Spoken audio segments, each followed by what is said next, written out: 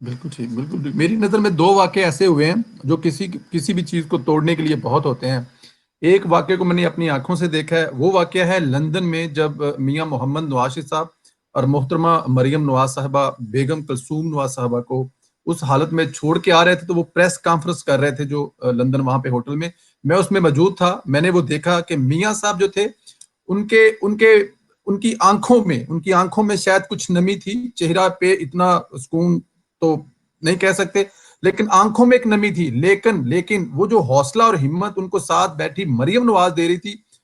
میرا نہیں خیال کہ وہ کوئی اور دے سکتا ہے۔ ایک وہ واقعہ وہ جب ٹوٹ سکتی تھی، دوسرا جب ان کو میاں محمد نواز صاحب نے جیل سے گرفتار کیا گیا تھا، شاید وہ واقعہ ایسا تھا کہ وہ ٹوٹ سکتی تھی، پیچھے ہٹ سکتی تھی اور ان کو موقع مل سکتا تھا، لیکن ایسا نہیں ہوا۔ آپ نے ان کے ساتھ ٹائم گزارا۔ میرا سوال یہ ہے کہ آپ کو لگتا ہے کہ کوئی بھی ظلم اور زیادتی مریم نواز کا ہمت اور حوصلہ توڑ سکتا ہے؟ مجھے تو وہ جب سین سارا یاد آتا ہے کہ کس طرح مریم بی بی اور جو ہمارے قائد ہیں، قائد جمہوریت میاں نواز شریف صاحب، اس وقت جب پریس کانفرنس کر رہے تھے تو مریم بی بی ان کو حوصلہ دے رہی تھیں اور کس طرح ہاتھ تھام کے وہ آ رہی تھیں، تو مریم صاحبہ نے فیصلہ کر لیا تھا کہ اس دفعہ وہ یا تو پھر یہ ٹکرا جانے والی سیاست کریں گی تو یا پھر وہ خاموش ہو جائیں گی۔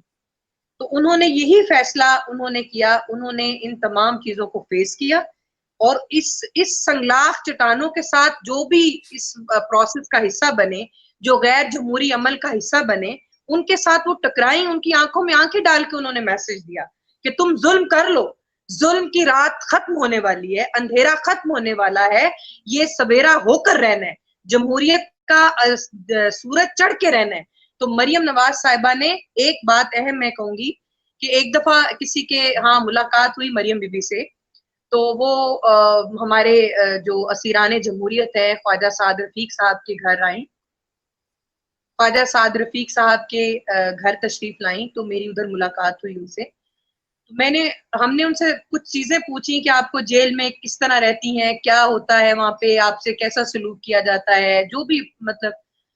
تو انہوں نے ایک بڑی بات کی، انہوں نے کہا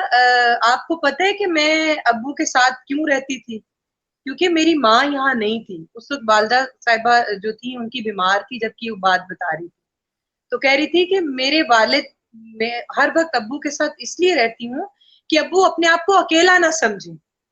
میں ان کی طاقت بننا چاہتی ہوں، ان کو میں ان کا خیال رکھتی ہوں، کیونکہ وہ وزیر اعظم ہیں، وہ کروڑوں دلوں کی دھڑکن ہے نواز شریف، لیکن وہ مریم نواز کے والد ہیں، مریم نواز ان سے اسی طرح پیار کرتی ہیں، اسی طرح کنسرن ہے جس طرح کی عام بچی مریم ان کے لیے بچی ہیں، وہ ہماری قائد ہے لیکن ان کے لیے ان کی بیٹی ہے۔ عدالت میں وہ روئی بھی جس وقت اس وقت ہماری تو بس، میں آپ کو وہ الفاظ ناقابل بیان ہیں جب میں آپ کو بتاؤں، میاں صاحب کے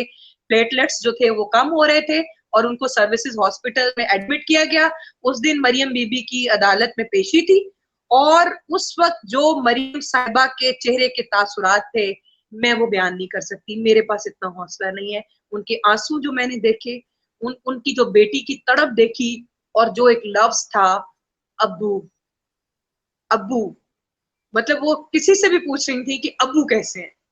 تو وہ لفظ کسی بھی بیٹی کی آنکھوں میں اس وقت آنسو لا سکتے ہیں، جس کے دل میں ذرا بھی باپ کی محبت ہے، جس کے دل میں ذرا بھی انسانیت ہے۔ وہ لفظ جو مریم بی بی کے تھے نا، ابو، وہ لفظ مجھے تو، میں وہ والی چیز ناقابل بیان ہے، وہ بیان نہیں کر سکتی۔ مریم اورنگزیب بھی رو رہی تھی اس وقت، میں بھی ان کے پیچھے کھڑی تھی، تو وہ سین جب مجھے یاد آتا ہے تو میری اپنی ہمت جو ہے وہ جواب دے جاتی ہے، حالانکہ میں اپنے آپ کو بہت باہمت سمجھتی ہوں۔ بالکل بالکل ہم سمجھ سکتے ہیں جی۔ میرے خیال میں اس عدالت کو ریکویسٹ بھی کی گئی تھی کہ جانے سے پہلے اگر مریم نواز صاحبہ جیل جانے سے پہلے اگر اپنے والد صاحب کو دفعہ دیکھ لیں، تو عدالت نے وہ ریکویسٹ ایکسیپٹ نہیں کی تھی۔ ہمیں وہ یاد ہے، بھولنے والی چیزیں ہی نہیں ہیں۔ ایک چھوٹی سی ویڈیو میں آپ کو اور دکھاتا ہوں اور اس کے بعد پھر ہم لوگ چلتے ہیں موجودہ حکومت کی طرف۔ وہ ایک اور بات کہتی تھی کہ جس وقت میری والدہ کا انتقال ہوا تو جو لیڈی کانسٹیبل تھی، جو وارڈن تھی، جیل وارڈن تھی، انہوں نے میرا دروازہ جو گیٹ ناک کیا تو میرے دل میں خطرات تھے، کیونکہ ماں تو بیمار تھی، ان کو تو پتہ تھا، اور وہ